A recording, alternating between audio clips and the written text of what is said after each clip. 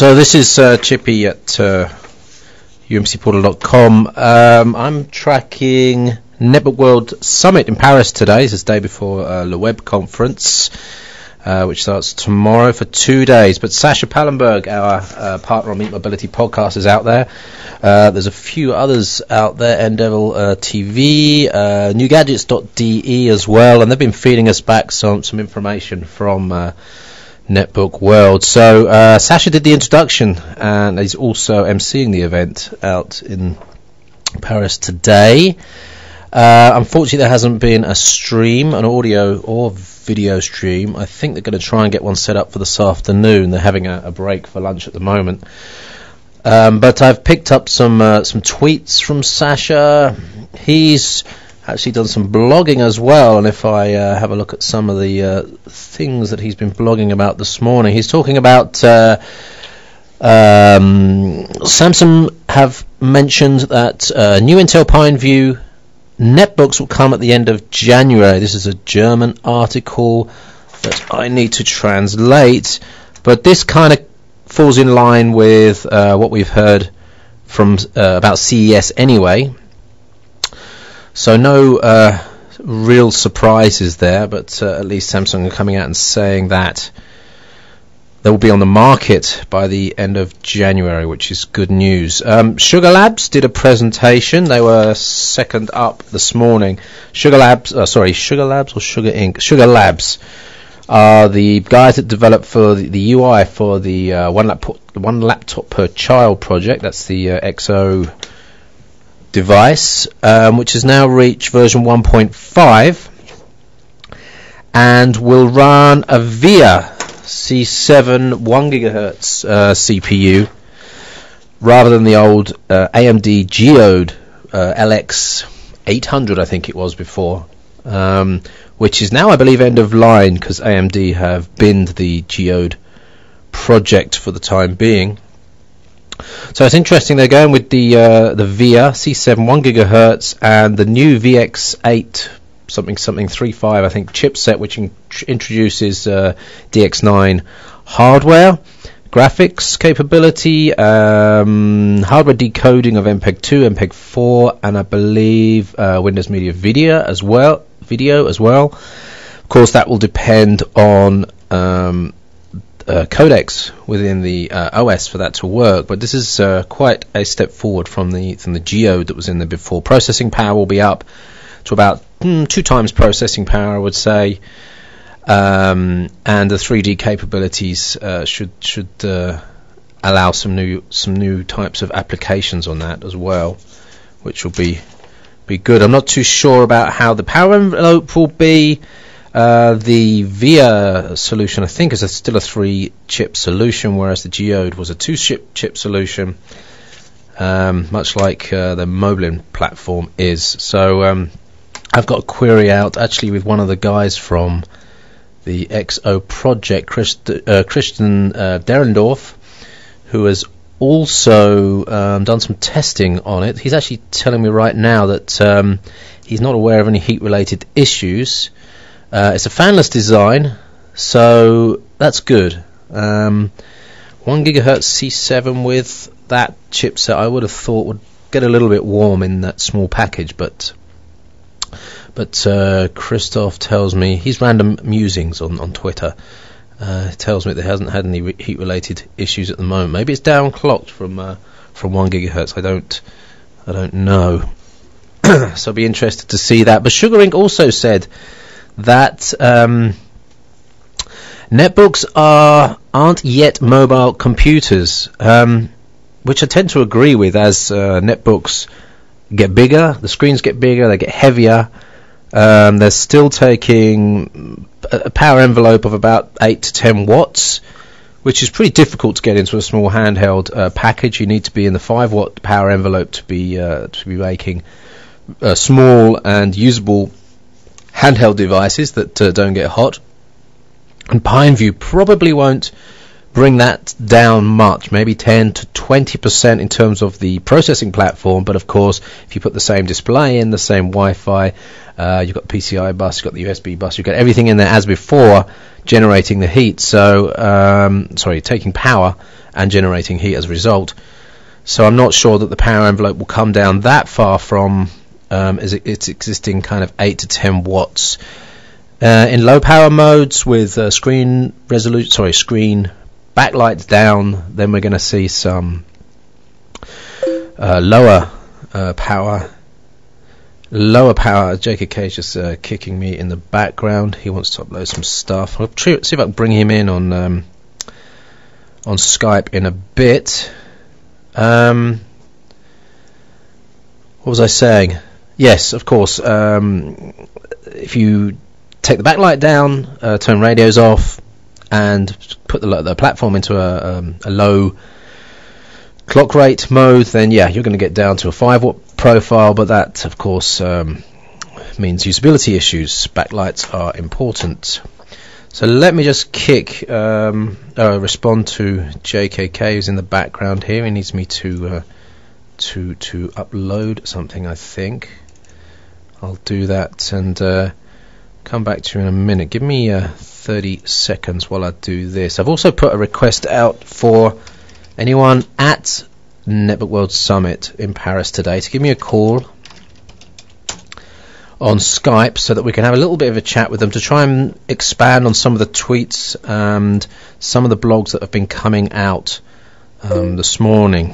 For example, Samsung seems to have given a lot of information on sales numbers in France for the NC10. 200,000 sold in France in 2009, which is a huge number. 200,000 of one model of netbook in one country. So the NC10 is actually one of the most popular, or if not the most popular model in Europe. So everything will scale down from that. But let's say average sales per model is probably about 20,000 per popular model, and let's say there's about 20 popular models. So you can scale that up and do the maths across the world. We're talking about quite a few millions here. Right, I know what JKK wants, and we're just doing that now. So JKK, if you're listening, what you wanted is now done. So yes, let's see if we can get some people coming in on the Skype line. I know Sasha and a few other of the German guys are out there and should have the ability to come in and give us a little chat. I hope they do. Let me bring in JKK, who I believe is available right now. I'm just going to ping him in the background for a chat. I don't know whether he's at home or not. See if he's got any feedback on what he's heard this morning from Netbook World Summit in Paris. Remember that this is a precursor event to Le Web tomorrow, and there's a lot of people there at Le Web. A lot of top bloggers have come over from America. A lot of web and media experts are there. So I'm really hoping that they drop in on the Netbook World Summit just to pick up on what's happening in Europe with netbooks. The market's slightly different over here, and probably the most advanced markets in the world: Germany, France, Holland, Italy, Poland, UK. Big markets, advanced with very good 3G coverage. I'm bringing in JKK now. Let's see if we can get him in. You there, JKK? Yep, I'm here. Hey, how you doing? Let me just switch to headset and disable the background. Okay, I'm here now. Good. And you're going out on the channel as well, so and we're recording it. So yeah, I'm just trying to give a little. You've been listening? No. Partly, like last 5 minutes, I just came in, so I was mobile. Good to know that the audio is working then, and I haven't been talking to myself for the last 10 minutes. Have you been following the tweets this morning? Yeah, basically the tweets and some surfing, because like I said, I was mobile, so actually been using the Droid for that stuff, so Oh yeah, Twidroid tracking it through a search. Yeah, and the Motorola Droid too. On the phone. Yeah. Oh right, but Twidroid application on the Droid, right? Yeah. Yeah. It's good to have the search implemented on that, so it's cool. It's interesting. Sasha had a couple of quotes that have been put out by Moblin Zone. First one I noticed was that Sasha believes the netbook market will go back to where it came from in 2010. So there's a keyword there, Linux, and I wonder if he means mobility as well. I'm not sure if that will happen, to be honest. I don't. What I think might happen is that smart books go back to where the netbook market came from in 2006, so is smaller devices and maybe some Linux. Well, they haven't got much choice. Linux on them as well, so that might be. Well, there is the stupid choice, which is the Windows CE, and I believe the Tegra, especially NVIDIA, is going with running with CE, but that's going to be a problem, of course.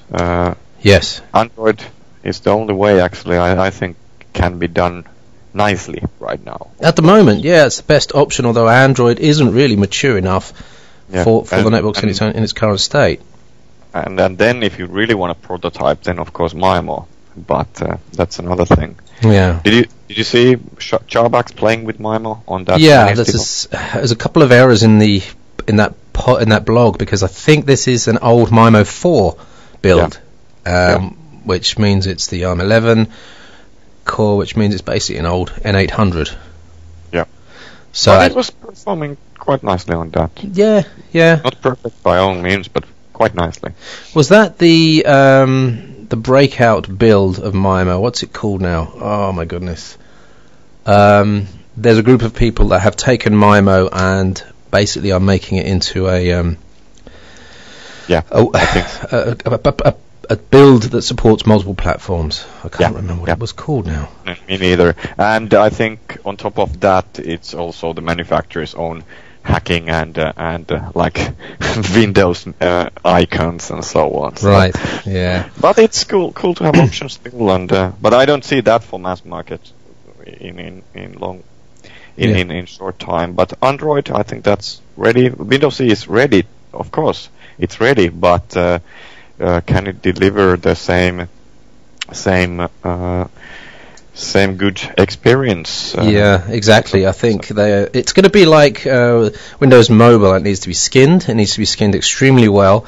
And for that to happen, people need to invest. And for that to happen, people need to be confident that they're going to sell hundreds of thousands of them. So I'm not sure that anyone's going to take that risk right now. So we'll see thin skins over WinCE. No application store.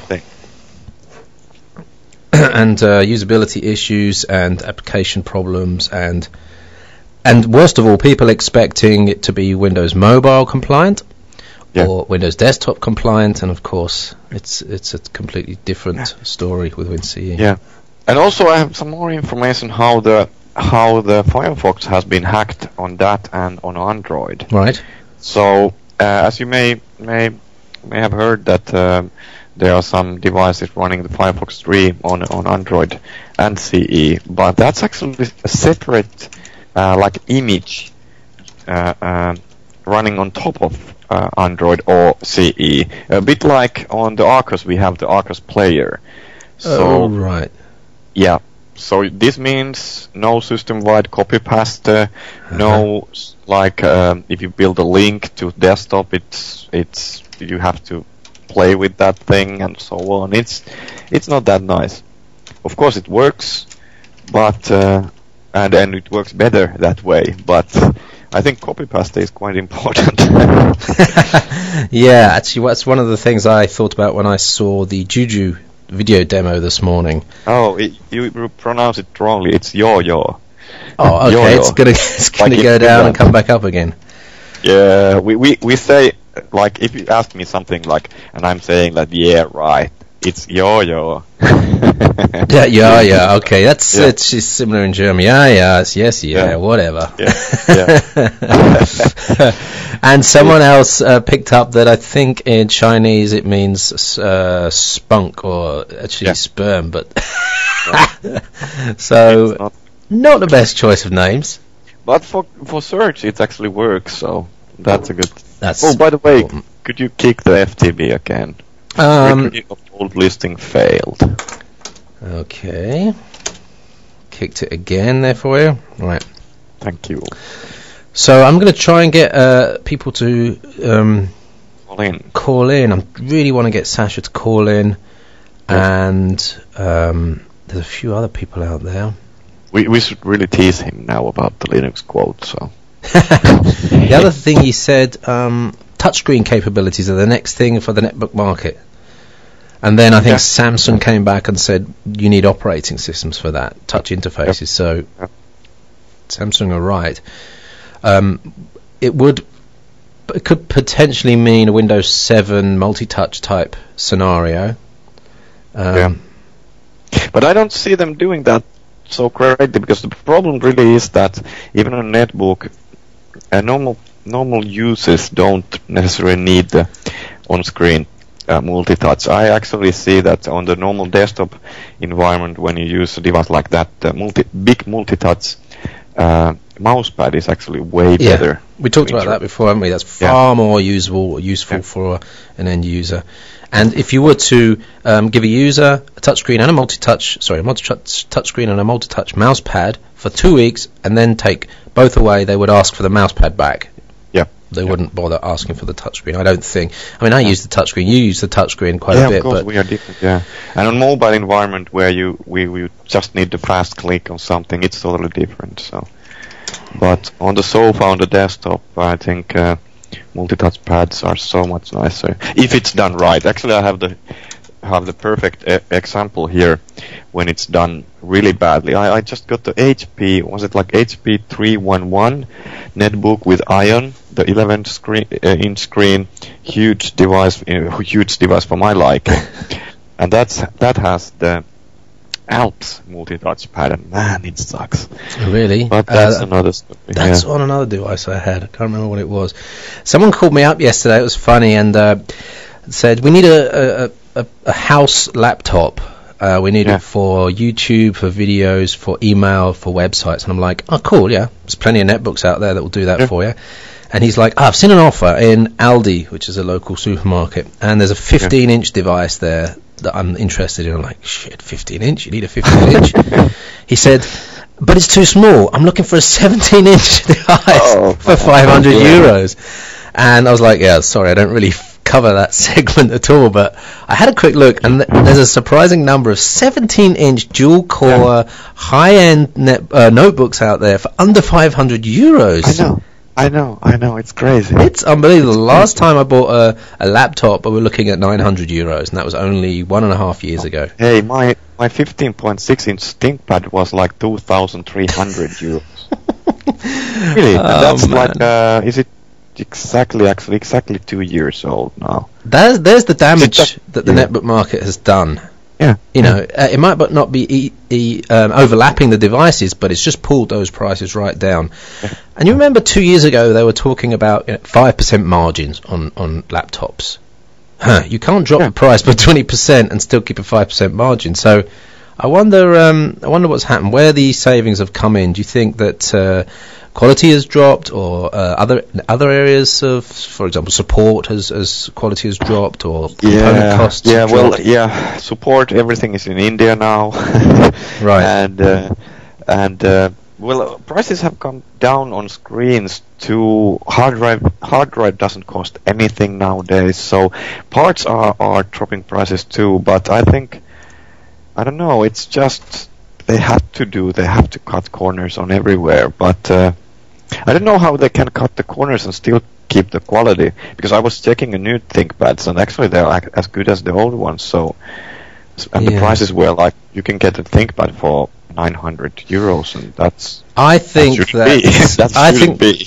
that the margins for the reseller might have been 5%, but there was some definite higher margins with the OEM that they've dropped now. So I think that's where the savings have been made at the OEM. They're making less money now, less profit per piece, across the laptop segment. Must be, but I haven't seen that huge decline on quality.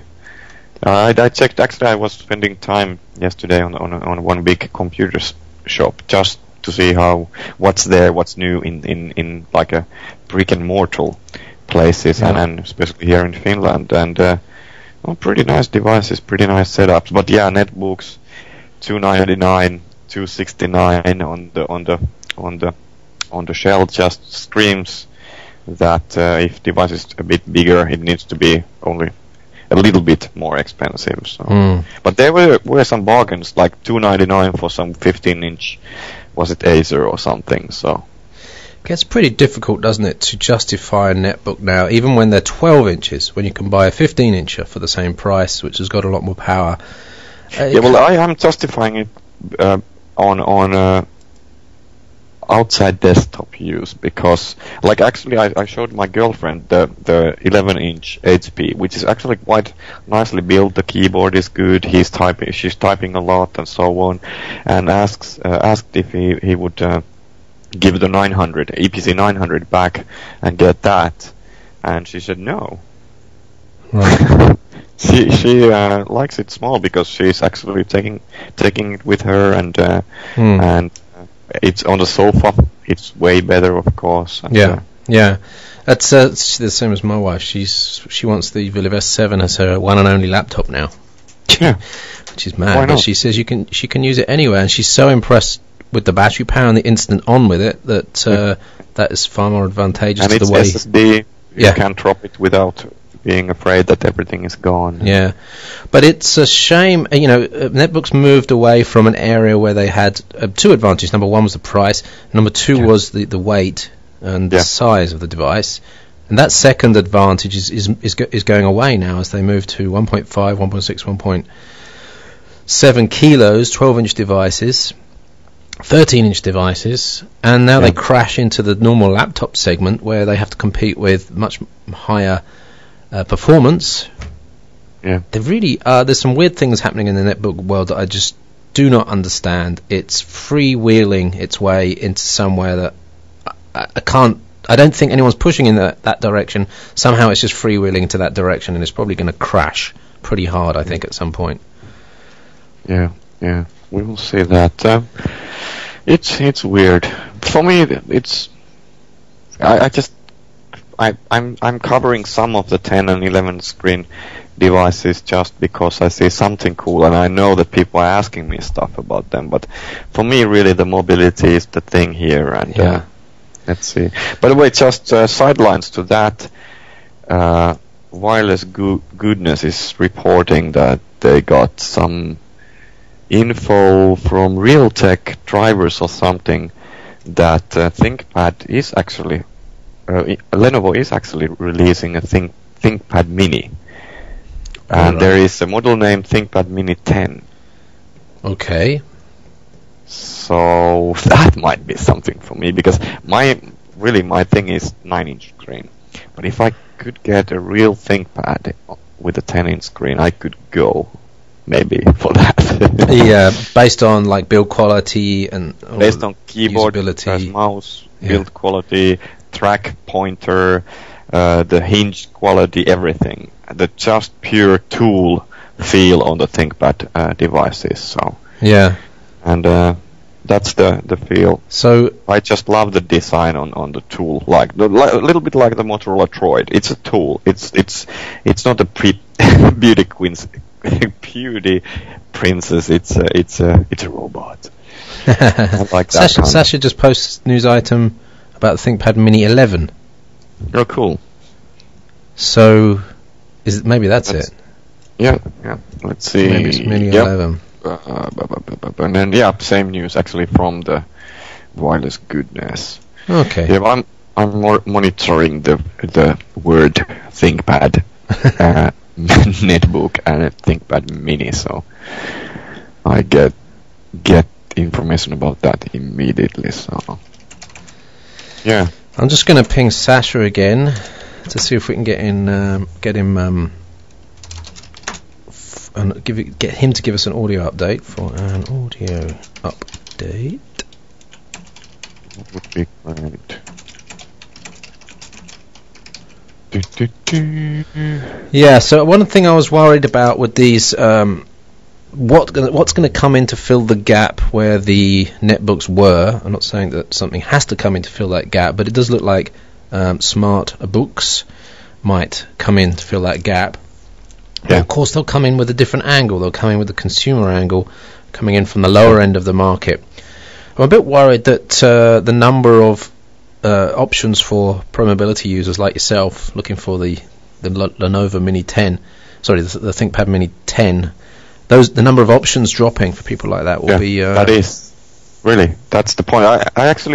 I'm thinking of what device to bring to CES, because of course, the 900A is perfect, but it's old. I want something new and cool to show off. Yeah. So I was checking the options, and there isn't that many, really. What about the Viliv S10, 900 and whatever grams, I think it is? But it's that series, 1.33. Mm-hmm. It's too little for video editing.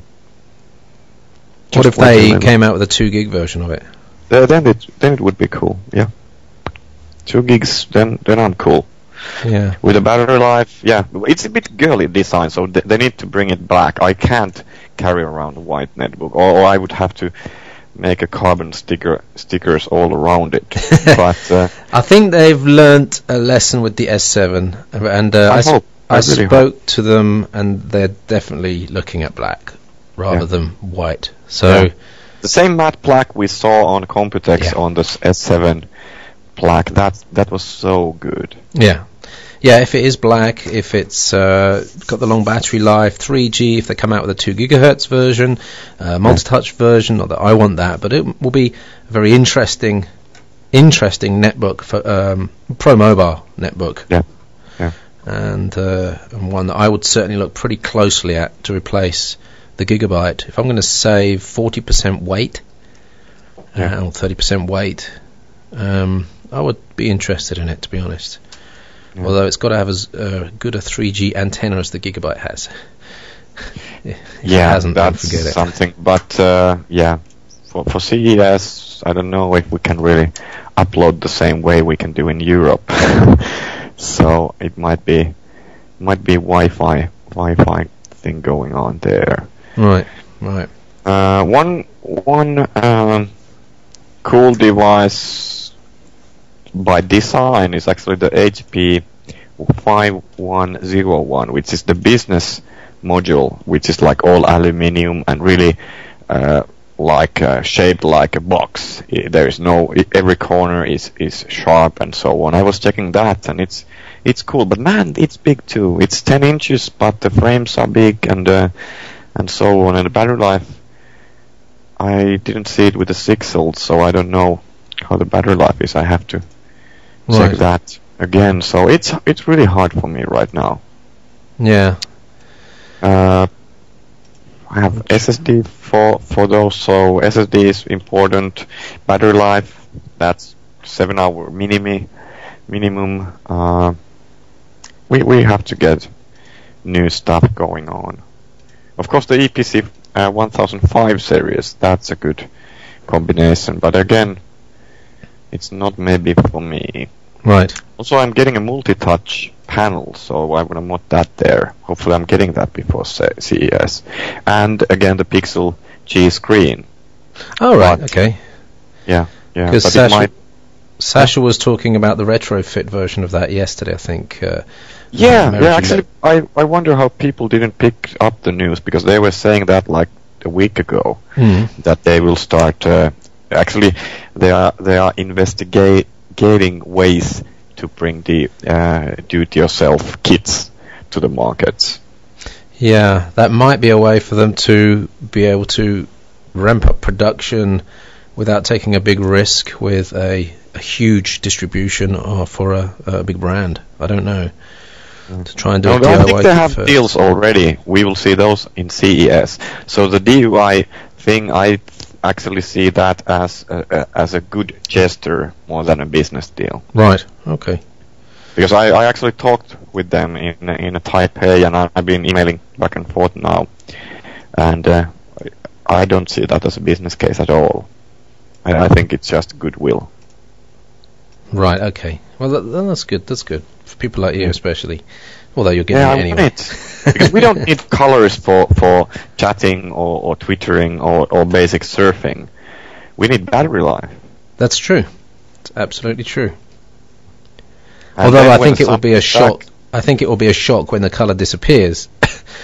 But having used the one laptop per child device, it was pretty usable.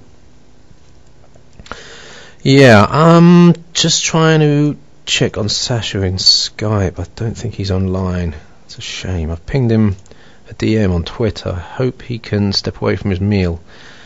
So for those that are just joining in to the chat or the live session here on UMPC Portal and JKK Mobile, we're just talking about the Netbook World Summit, which is happening in Paris today, the day before Le Web 09 starts. Sasha Pallenberg, our partner on the Meet Mobility podcast, is out there doing emceeing for that. So he did the intro speech this morning, opening speech, and we've seen Samsung, we've seen Qualcomm, Sugar Inc., and a few others speaking today. But we're talking about news based on tweets we've seen and a few blog articles, and we're going to try and get Sasha Pallenberg to call in on Skype. JKK is with me also.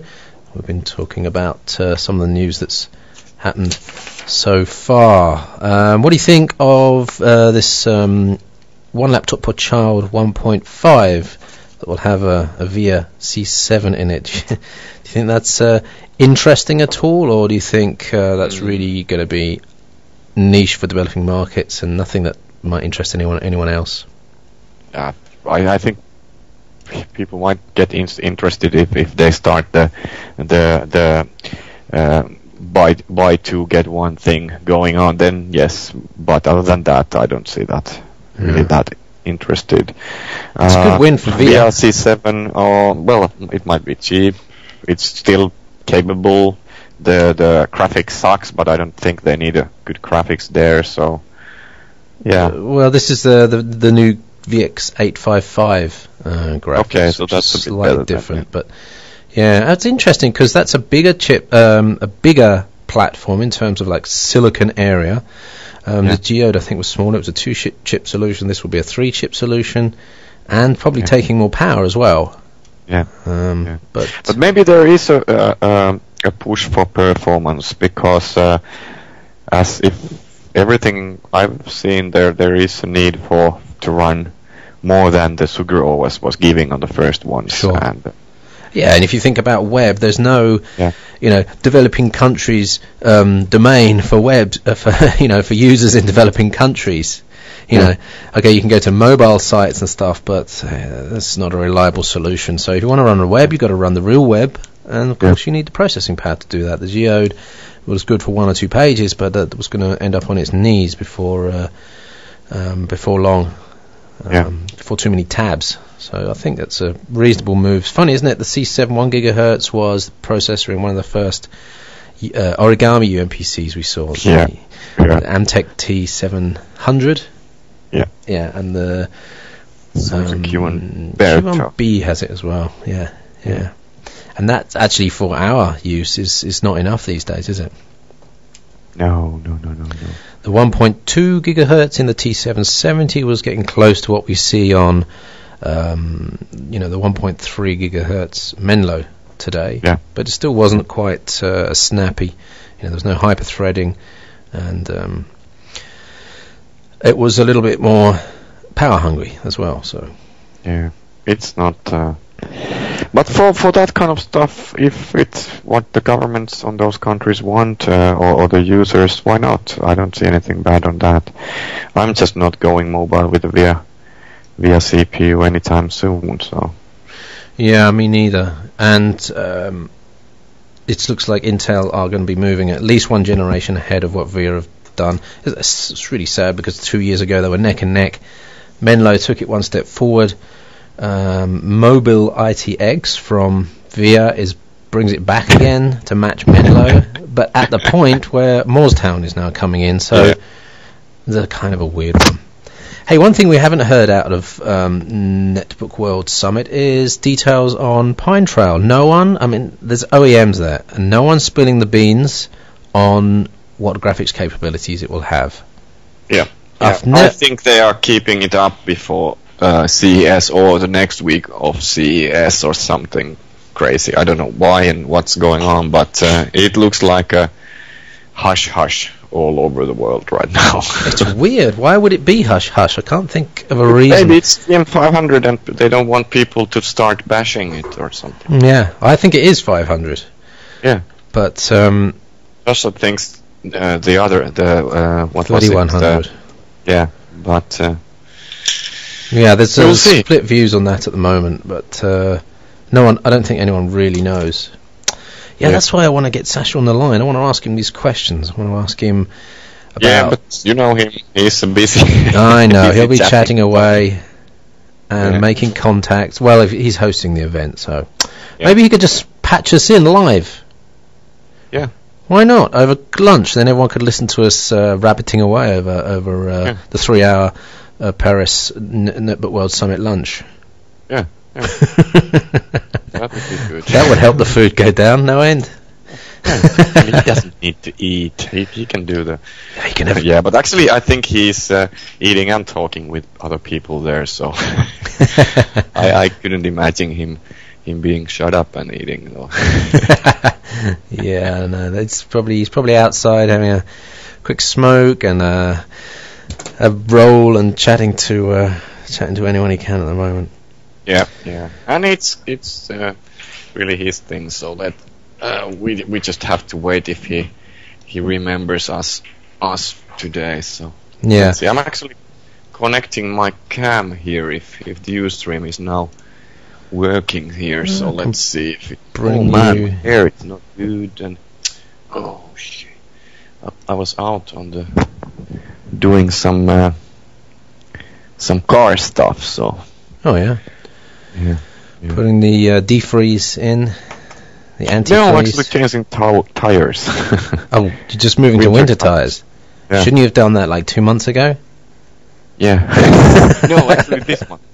The start from the December. Really? In Germany it's the start of November, and I'm sure it's warmer here than it is there. That's weird. Yeah. I had to do mine 3 months ago, and I always do it by hand. You do it by hand? Sometimes. Now I did, but it was mainly because they are here, and I didn't want to pack them to the car, and then